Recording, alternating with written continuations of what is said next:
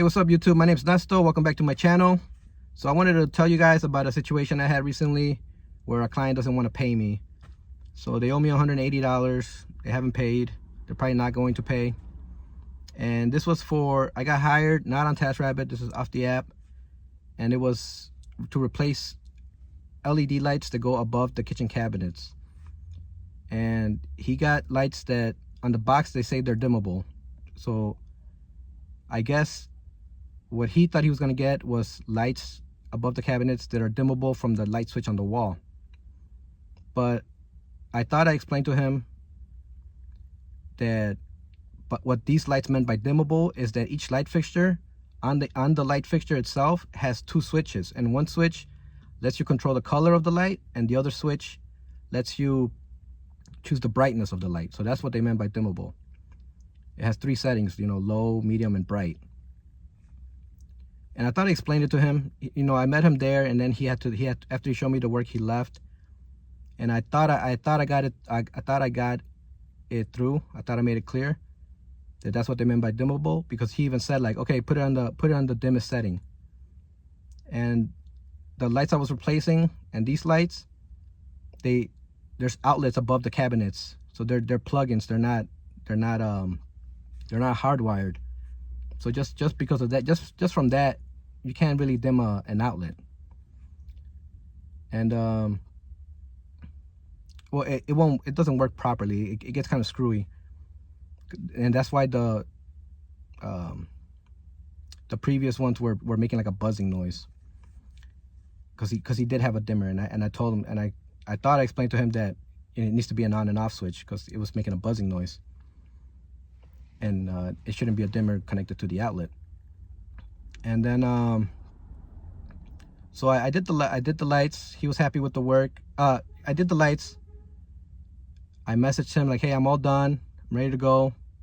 He was supposed to come back and meet me, but I had to get to the next job, and I got done fast or whatever. So I left, and I just texted him, hey, this is what I did, this and that.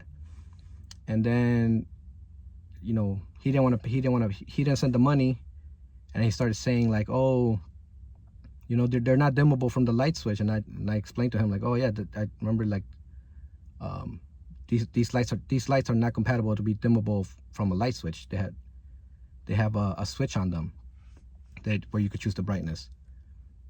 And he even took a picture of the box, and he's like, look, it says they're dimmable.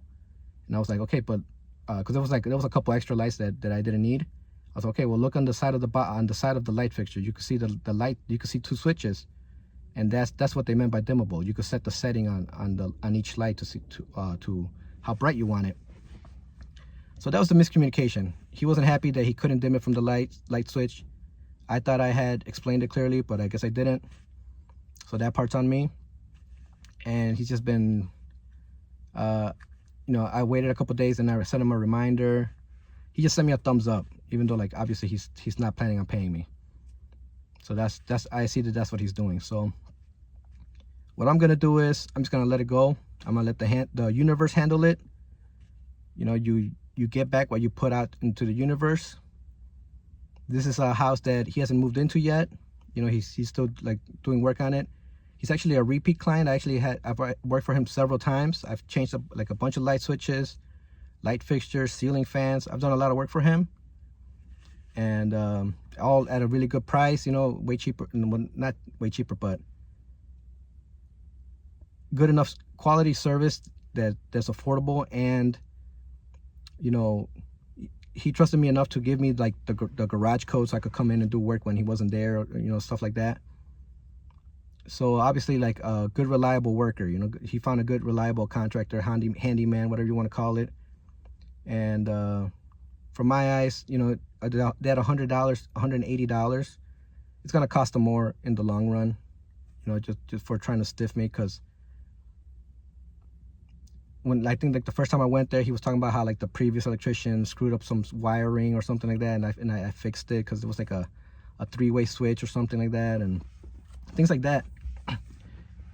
So from my point of view, it's like, it's $180. It's not worth me getting angry over. It's not worth me raising my voice over. It's not worth me, like, getting angry just in just emotionally getting angry, you know, I'm just letting it go. I'm not gonna dwell on it and have it ruin any part of my day or anything like that. My wife, she's not as chilled as me. She keeps asking me for his number, and I'm just like, no, just let it go, you know. But I want to see what you guys would do, how you guys would handle this. Let me know in the comments. And I got reminded about this because and I wanted to make a video because that's somebody in the Handyman group and on Facebook. They posted about how they got stiffed by a realtor. I guess they did a bunch of work for him. They painted a bunch of apartments for him, and they were getting paid fine. But there's one invoice, I think the last invoice, that's like $1,000, and the handyman guy said, like, hey, the handyman guy sent him a message like, hey, like, this invoice is not paid yet, and the realtor's like, oh, on my end it says it is paid. And there's like a little bit back and forth there, and even this guy, even though it's you know, mine's only $180, it's definitely not worth doing anything over. His is $1,000, and even that, he's like, it's not worth it, you know. I'm just gonna let it go. He said that he works with a lot of the people that the realtor works with, so, you know, word might get around that this guy doesn't like to pay or something like that, you know. So sometimes people could be embarrassed into paying. That's one thing, but I'm not about that. I'm just gonna let it go. Good luck to you. And yeah, that's it, man. Today's Friday. I got 3 quick jobs. I was supposed to have 4 jobs, but the 10 a.m. one rescheduled for next week. So now I gotta I just changed 3 sconces right now. That guy's gonna have me back to do some drywall repair. Right now I gotta go fix. I installed I replaced the ceiling fan, but the way it was, it needed some drywall repair, so I'm about to go finish that up right now. I'm coming back.